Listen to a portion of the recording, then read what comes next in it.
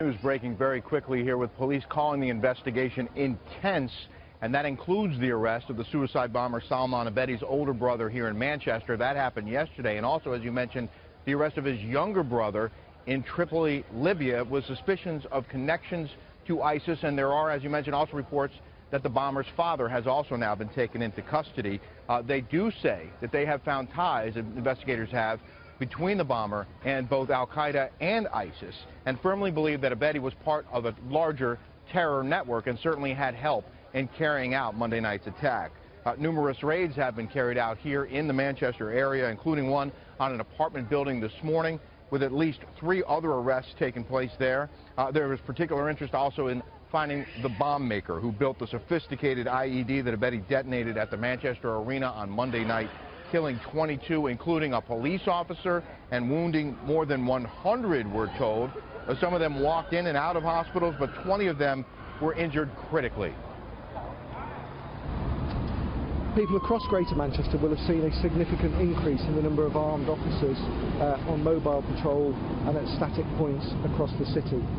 We have been supported by forces from across the northwest and beyond, and this forms part of our well tried and tested plans for any major terrorist attack.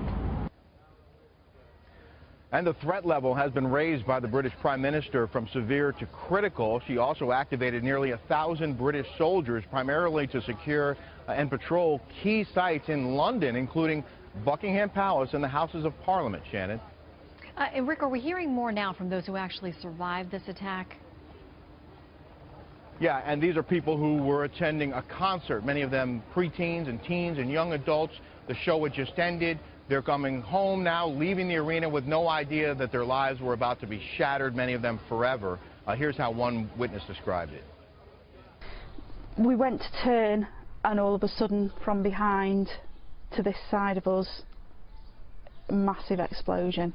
The building shuddered. There was like a gust of wind. There seemed to be a cloud above us, didn't there, of kind of a smoggy, dusty, and it was very surreal, and there was just utter chaos.